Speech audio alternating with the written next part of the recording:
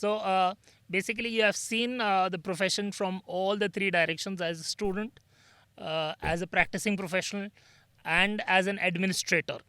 So, Actually, it is more of a regulator ha, uh, and enabler. enabler, Mm. basically, right? So now coming to this, that uh, because we are aware that you are contesting the Yeah, upcoming election. correct. So, what is your vision, if you can put it in brief? What is at least some certain two or three things that you're looking to bring Okay. change in? Yeah. Before that, I'll tell you, in my second term, again I worked a little for the The students. 16-19 term, if I Yeah, put. 16-19 term, where the crowning glory, I would say, uh, was that I was able to bring in alternatives in the final. One paper with different specialization. There was a lot of opposition, but I was able to do that. I did many other things in for the students. Again, every time I go, I do at least 10, 20 initiatives of my old 150 I had. It is now still about 50, 70 are left. If I go this time, another 20 I will do, I'm sure. All old reforms. And I also did, I was lucky because GST was introduced. And I have this system, what I did. What happened in 2002, I had decided that if I want any favor from anybody, I should serve them. So I wanted service tax audit from the government, like income tax audit. So I started serving the government. One was that transitional credit. We wrote a research paper on unjust enrichment. We also did a series of training programs for the people in CBEC. And it came about by, sort of a challenge to the department. I'd gone and met the chairperson of the CBEC at that time. And I told her that your people don't know how to do audit. I'm aware of that. Okay, you are That aware is of this the incident. incident. Then she said, have you come to insult me? No, I'm telling you a fact. Please call your audit team. She called the audit team. All of them said, oh, sir, how are you? So nice to see you again. Because they were all my students. I've taught them many times. I've taught maybe by that time about 10,000 departmental officers in different parts of the country. So she said, okay, you should do this for us. So we wrote a material for a service tax audit and we taught a number of, hundreds of them. So we got GST audit because we served the government. We didn't ask the government to give us the audit. Of course, how we lost it is another story, very bad story. That is not because of the government. We lost it because of our own members, some of whom started signing without verification. This small portion, maybe 30-40%, they actually killed the GST audit for all the people, others. And we were adding a lot of value to the government. And government also, government officers did not want us to do the audit. They wanted the audit back with them because India is a corrupt country even now. But so that's how we lost the audit. However, I think government has been putting so many reforms. GST came. It itself reduced corruption. Then all I their believe there is a measures. lot of systemic issues with our country, so Ah, it has to be always a part by part exercise of removing yes. the But they things. have done a splendid job. Huh? First thing is they broad based the taxation. Earlier we had around 2,000, 3,000 tax rates. Now it is down to 20. Even if you take all variations, maybe 30, which from 2000 to 30 is a wonderful change. So many laws all combined into GST. There are a lot of plus points, and also corruption came down by 80%. Yes, yes. 80%. And I personally believe that digitalization, the way it has happened, so a lot of human interaction has been cut down, which is the 100%. root cause of corruption. 100%. Right. That So is and government is far ahead of us. yes, yes, Far yes. ahead of the industry also in computerization. Yes. Industry thinks it is very good, but They are they have no forward match. thinking. No match for the government. Government is far ahead. They know everything about Bhavesh and Madhukar. When they want, they'll use it. Correct. So they say, you better behave yourself. Otherwise, we know whom to catch, when to catch, we can catch you. That's the reality. So regarding your the term means You asked me about my vision, actually. I ha, missed that. ha. Okay. Uh, After that, we in the second term about 150,000 chartered accountants learned classroom teaching, the basics, and maybe around 20,000 or 30,000 learned the advanced course also. And these guys, all of them, have made a wonderful life. Today, if you go and ask any of the smaller SMPs, they will say we get 30 to 40% of our income from GST. So this was a wonderful achievement at that time. And after that, again, I had some health problems thanks to my wonderful habits also.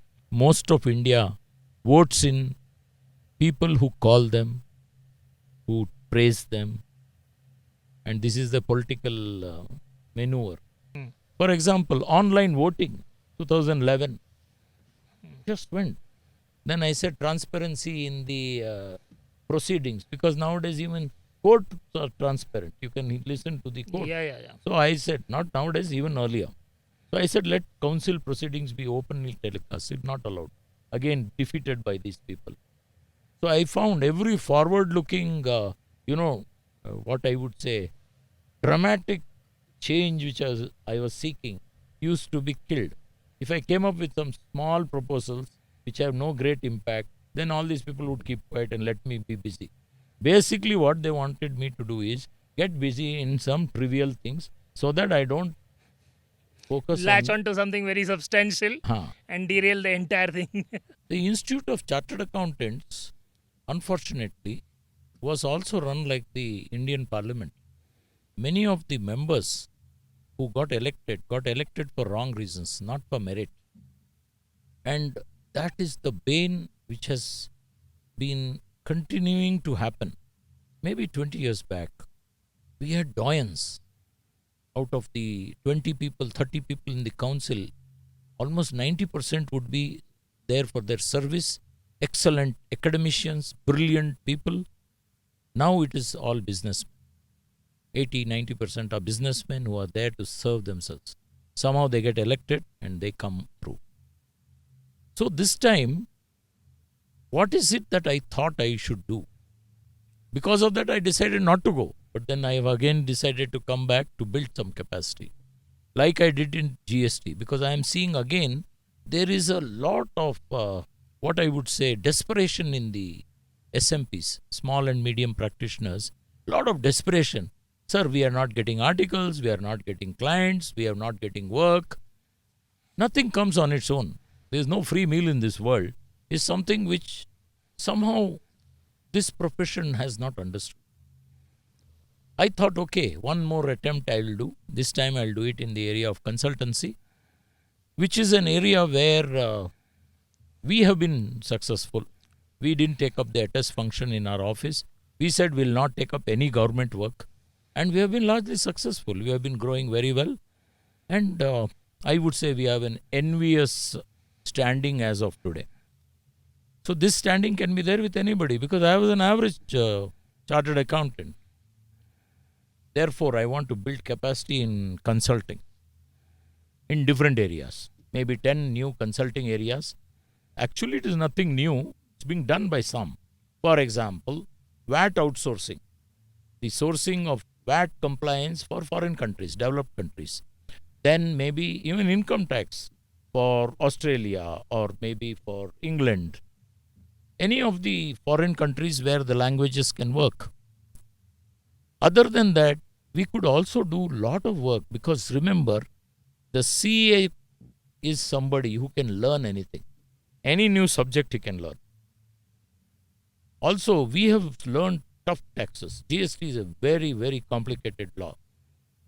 When we went in 2019, when we went to Dubai, just when the law VAT was to be implemented, we were able to write a book on UAE VAT within 20 days. And ours was the first book which came out in the country. It was done by the Indirect Tax Committee. I was chairman, of course, that time. Anyway, they were not, at that time, they were not ready to change from Arabic to English. So the opportunities we could not fully, leverage. This time also, one more thing which I want to do is look at one area, if possible, which is the area of cooperatives. Now, this cooperatives is an area which gets lakhs of crores funds, huge amount of funds, and these funds are supposed to reach the poor farmer. But sometimes they don't really reach him, in the sense they are cornered by the rich farmers, or somehow they are fooled. They don't get the whole thing, they get only a part of it. And obviously money lenders are ending up with all this 1%, 4% money of the government of India, not the full amount, some portion, significant amount, and they lend it back to the farmers at atrocious rates. So can this be avoided? Yes, it can, provided there is a awareness. Who is going to bring awareness? Who will bell this cat? Will the government authorities do it? No. The departmental of cooperatives is one of the most corrupt departments in India. Even for audits, they ask for 40% of the fees in advance. That means if I have to get an audit from a cooperative department, first to register they'll take some 10-20,000. And then if they have to allot an audit, I have to give them money. They will tell me where I have to send the money and all that. After I give the money, I'll get allotted. What a very sad state of affairs. Oh my God. So, for everything, there's a very good solution, Professor. And we are chartered accountants. We know solutions for everything. Simple. It can simply be shifted to something called the MEF form. MEF form is the way in which bank audits across India are done. So, MEF forms, state-wise, if we do it, this whole problem of corruption in the department will go. Second, we have to get the law amended. The law is a draconian law at present.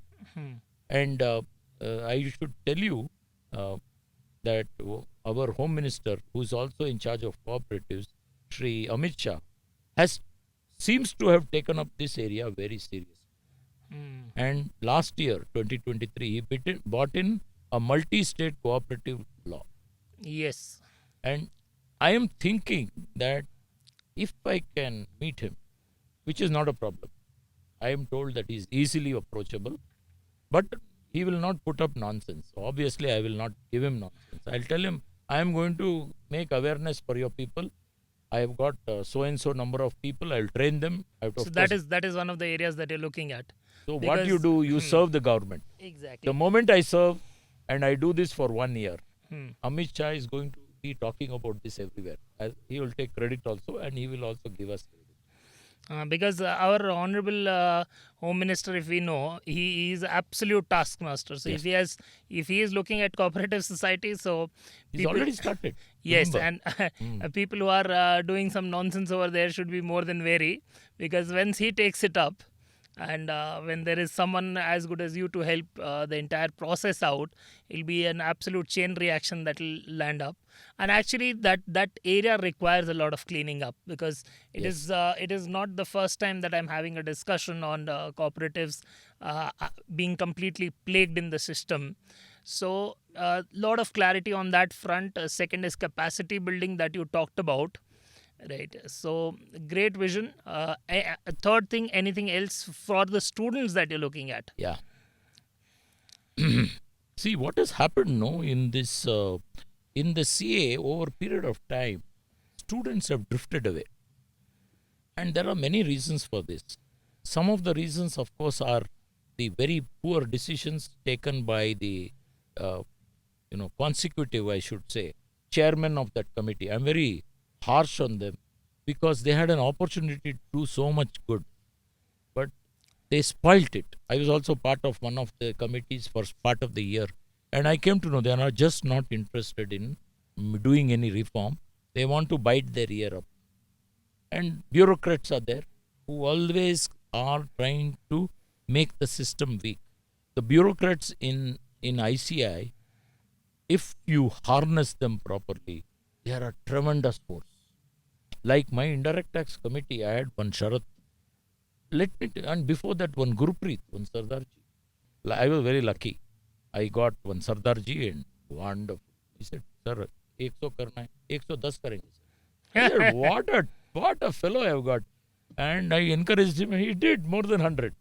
Next year we did 120. Wonderful. That's the way we were able to cover, this very large number of chartered accountants, getting strength of GST, being able to practice on their own, replacing the earlier corrupt broking system which was there. I don't know if you know, VAT and all was terribly corrupt. Even now it's corrupt. The state officers are still corrupt. Central officers have learned to mend their ways. State officers still think they're in VAT regime. It's not. It's not going to take much time. Very soon, Things are getting streamlined. yeah, Supreme Court also will hold them up and make them accountable, I think. Yeah, so these are the areas where we are going to do. As far as the students are concerned, I am thinking of go to the base and see that we give correct information to the students. Today, it's a confused information which is going. For that, I have to take some mandates from the council, from the board of studies. They won't change some things. Whatever they do, they will do within a particular parameter, so that you can tell them next 4 years, this is what it's going to be. It may not be the best system. There may be some need actually to change something. But if we keep changing, government will also come back and say, every year you are changing the system. What type of credibility do you have? So I want to serve them and then say, okay, this is the best system. One of the things as a teacher, because in the field of teaching chartered accountancy, I've spent more than 17-18 years now. Great. Apart from my experience in the industry for 3 years. So one thing that I have come across is the evaluation. So now coming on to the evaluation part of the tale, the students are unhappy, and there are a lot of scripts doing the round on the YouTube, the Instagram. We have seen it that the marks have been chopped off. The evaluation, even as a teacher, I've seen this happening, that sometimes we know that the student should have got the due marks, which he hasn't.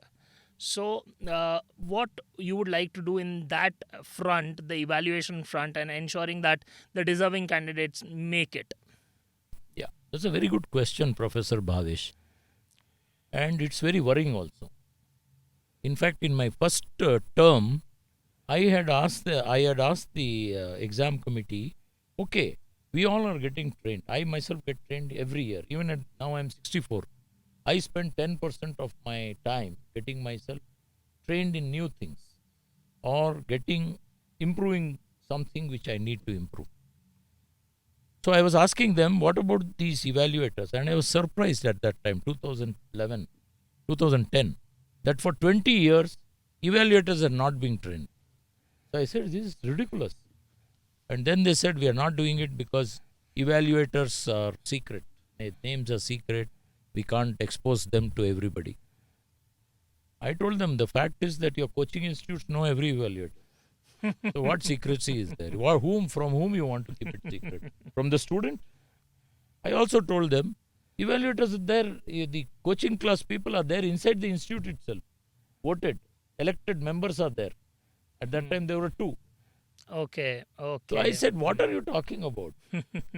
Okay, you want secrecy, we'll do it. We'll do it in all the regions. And we started it. When we went, first time it was done, I went to every center. And it was really sad, Professor. The quality of the evaluators. So when I came back, I was like, and I said, you have to chop off. Anybody above 60 to remove first. There might have been some good people. True. I said, you chop them off. If you think somebody is good, put back the application. And all the applications, I said, okay. All the applications they put back, I said, okay, because who's going to look through this file? And nobody else is interested. Council members were not interested. So we revamped that system to put this, training into that place. I think the training has stopped in the last 6-7 years or 8 years. Because I have not seen it, and I don't know, it may be there also. But that I would like to bring in again. Otherwise, this evaluation problems could be there. What I understand is there are some checks now. Now again, I cannot verify because I'm not in the because council there is presently. now a digital evaluation in place. Digital evaluation is happening. When Madhukar is evaluating as an evaluator, there is that same paper is already being, as it is evaluated by me, it's being evaluated by the AI also, which is not really up to my mark. But what happens is that if there is a variation between me and that, too much of variation comes, then automatically my paper stops. I cannot correct it any further. It automatically gets transferred to another evaluator. So I think this system may work well, and it may help in improving the system. Maybe it's going slow because there are no owners in this institute for the students' problems. If Correct. I go, I am a person who owns that problem. But then I have to go to exam committee. If I go to exam committee, they have put a rule that I cannot be chairman of anything.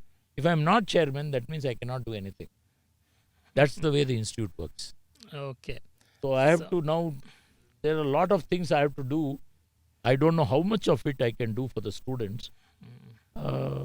In the board of studies, I can go and do anything.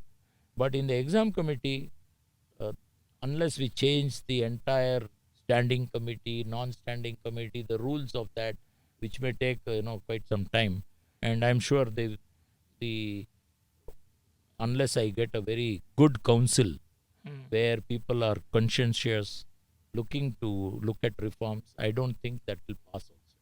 So I think it's a little of a problem there.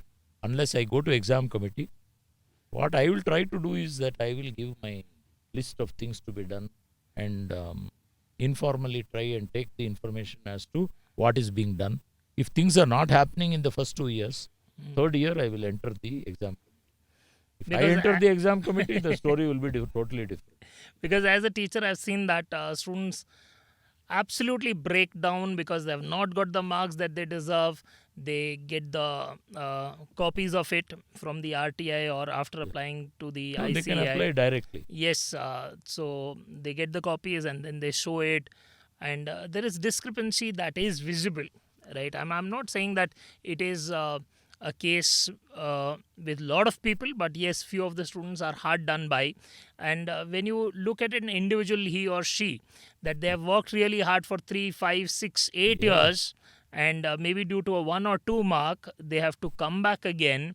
And they are in that stage of life, especially in CA finals or when people are 23, 25 years of age, when society is looking at them as to what you are doing with your life. Correct. The parents are looking at them. I went through this. Yes. I passed at 27. Yes. And people, I myself had self-doubts about myself. Yes, and the current competitive world where validation from your peers is very necessary, when there is people putting statuses on WhatsApp, Instagram, and there is unrealistic expectations out of you, and then suddenly you do not make it, maybe due to an error of someone. I'm not saying it is an intentional error, but even then, if you are not making it through and you have to wait for another 4, 5 months or 6 months, that is really heartbreaking. So from as a teacher in this fraternity, I would say that we have to look at the students aspect, and I would be glad that once you make it, you will be looking into that, at least some kind of moral suasion of those members would It is help. possible, Professor. Because, see, what I can do, even if I don't go to the exam committee, would be that I will give good reasons why something should be done. For example, I will say that if the exam committee does not sit and look into the aberrations in the system, that is like what you said, in some cases the marks are not really properly awarded, things like this.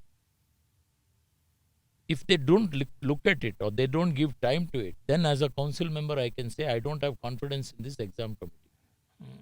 So the question is that once you say that, then they have to prove it to you. Then you can keep on objecting, but the objections will only be noted. But that is the power of persuasion, democracy. what you talked about, that can be done. For example, I can say exam committee needs to look at these type of cases. But there has to be some complaint. I remember when I was in exam committee, once in my own office, I heard people saying this particular FM paper was very long. I also asked the board of studies. Board of studies also said, yes, sir, it was a bit long. But we had got no complaints, not even one complaint from any student. While the entire, if you come to Bangalore, there were 200 people saying that it's wrong. But they never sent one mail to the institute. Okay. So what happens, it's like gossip. You gossip amongst yourself And instead there is of no telling. formal action on that. Don't tell the person who can makes the difference. If you write to the exam committee, they have to see each and every mail. It may be frivolous mail, then the exam, the department will say this is frivolous mail. But I won't agree. I'll say, okay, show it to me. I'll have a look at least. And I think unless people make a noise, change cannot happen. You can't have change happen by itself. Like a baby, even the mother who is so intuitive, until the baby cries, she doesn't give the baby milk. So if CA students, in spite of telling on so many programs, and even this program I'm saying, if you have any injustice, like you said, Directly communicate. They are able to get the paper. Let them give the paper and then give it. So that is what I wanted, that there is more porous communication to and fro from the institute. It should be there. It should be. Right. Instead, because there are a lot of faculties, I'm very sorry. As you are straight and brute, so am I. So there are a lot of faculties who so-called faculties. They are more YouTubers because they are more garnering views over there, Money. and trying to forward their agenda. And they created a lot of ruckus in Delhi. We are aware of that a few years back, and a lot of students joined them. The entire purpose was marketing, I believe, more Correct. than anything, because after 2 days everyone flew to their locations. Students were left stranded. They thought their results will change. Changes will happen overnight. And these so-called YouTubers have nothing to do with the institute, and they have nothing to do with the student as well. Apart from just gaining sympathy and tarnishing ICAI and its reputation. That is what I've noticed them, that they put it on YouTube. They put all the bad remarks. I think ICAI as an institute should take them by the horns, because there are certain remarks which are completely incoherent, not in place, just to garner student sympathy and finally sell more pen drives at the end of the day. Correct. Right. So that being said, basically, if what takeaway I understand, what is your vision is, one, cooperative society. Second, huge thing is capacity building in consulting, which I seriously believe that India needs, because there are large firms, all large firms, the big fours, we name it, they are doing a huge business in India, and we are not doing much about it, right? We are producing chartered accountants, handing over to these firms and generating business for these firms. So might as well we can think, why not do it in India, as the government also thinks make in India. So capacity building is a huge measure, and I'm personally very glad about it, because that is something way forward in building the nation. And once, if you can do some bit of moral suasion for students as a professor, I would be more than happy. I will do it, sir. I am very close to students. I will find some way to do it. Because you have been an Thoda educator in sochna India. padega, but I am sure I can bend a few things. I don't mind, forcing some people to change some things. Fair enough. So that is a wonderful clarity of goal that sir has. Now, coming on to the next part of the tale, where do you see accounting profession going in the face of AI? Because AI is rampantly taking over everything. It is automating processes at a breakneck speed. Things like bookkeeping, accounting, a lot of things are undergoing a change. And a lot of CAs are worried that we may lose out of the profession altogether, and our profession may not be worthy at all once AI steps in big time. So what is your take in that, sir? I think it is true, first of all. I think it is true. It's going to do that. It's already done it to some extent, if you see. For example, GST, let me look at the place which I have got a very, very strong hold. And I have a lot at stake, because my office in another 3 years will be 1,000 strong. And where will they get work if GST disappears? But let me tell you, GST compliance is going to go. Another 2 years, 3 years, there will be nothing called compliance. Client will simply click one button and his return will get filed with the department. That's it. This is easily what is going to happen. He doesn't require chartered accountants with in-depth knowledge, because AI is so good. It is taking over. We are using AI in a big way to compete with the big four, our own firm. Now So it's how going do you to take see me 1 hour. CAs planning themselves in They the are not face even of AI? aware. They are not even aware that this is happening. Hmm. So first thing is to really make them aware, and also give them that different type of thinking. I have I have been working on a thought process, which is what actually happened in my firm that it became good. I'm not some great rocket scientist or anything. So I saw what we have actually, how our firm is doing well. Young fellows, having lot of energy, lot of knowledge, willing to learn, willing to innovate, without going to clients and begging them for work coming to them. So what is it that has happened? I felt that over a period of time, this landmark forum and all gave some lot of clarity to me. How to make clients come to you. So make yourself strong. So what is strong? Strong is first honesty and integrity. And we worked on it lots. Like the policy we have, every person who joins our firm has to sign a code of conduct. And this code of conduct is on our website. You Yes, can go yes, and yes, read yes, it. yes, yes. How many firms? Met Akshay, Hmm. so that is the discussion we were having. The code of conduct is very, very clear with the firm. Yes, it's very, very rare in chartered accountants to have a code of conduct. People feel it cannot be done, but it's actually being done in our office. So what we are doing is first honesty, integrity. Next, knowledge. We have knowledge. We skill people. Every Saturday we have programs. Other than Yes, that, we yes, have a lot yes. of programs, ERP, this, that, digital learning. We have N number of things happening. So now, with respect to AI impinging into the processes that a chartered accountant does, will the chartered accountancy profession hold its stand in the long run? That is one question.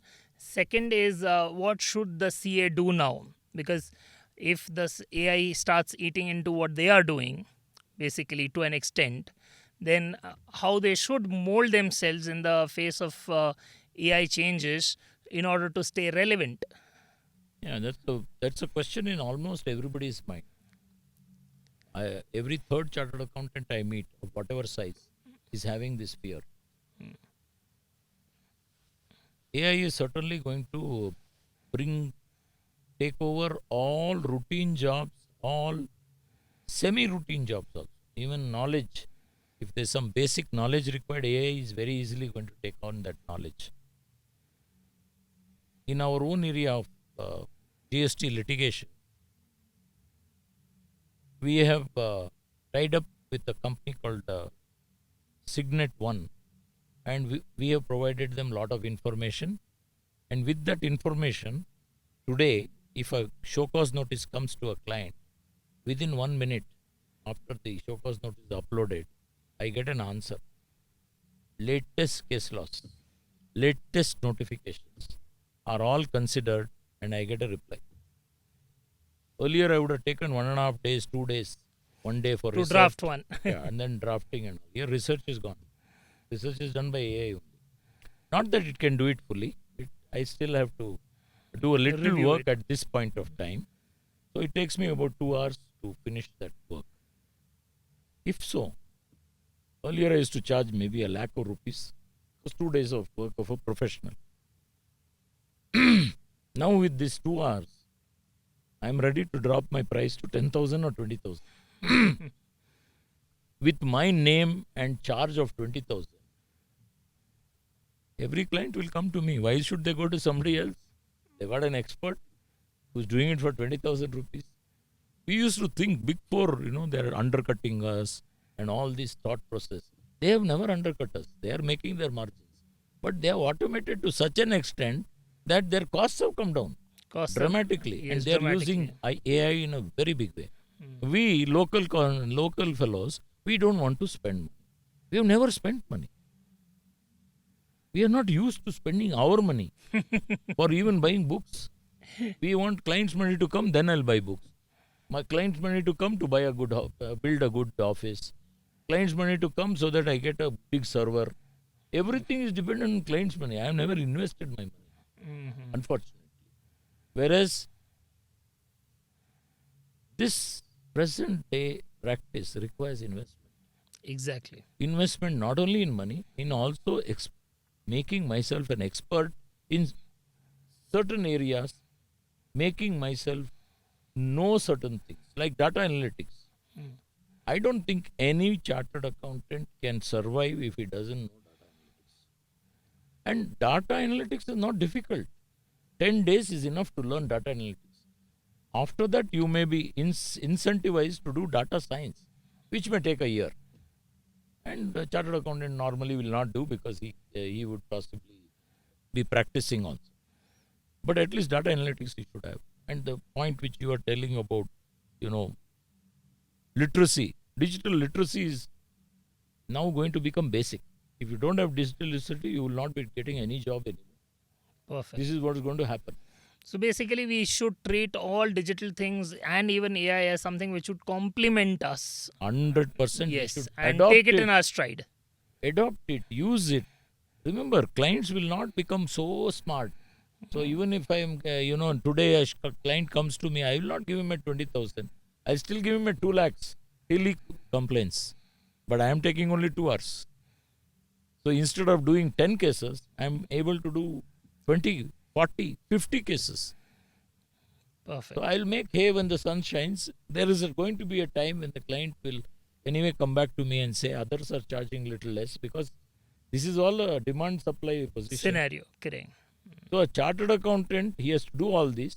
In addition, what has become important in this world today, and I got this learning when I went to this startup, there was a startup convention in Bangalore. And when I went there, I went to a couple of this, lectures by funders. And all of them, they were not talking about ideas. They were talking about values, which is actually, I have been speaking about this, nobody is listening. My own office doesn't listen sometimes. So I came to know that a startup funder, VC, will first look whether Madhukar is honest and has integrity. After that, point number 2 is how good is his idea. But if Madhukar is not having honesty or he doesn't have required integrity, nobody is going to listen to his idea. Your first C is this. This is not what was there earlier. This is a very paradigm shift in thinking. Yes, paradigm shift.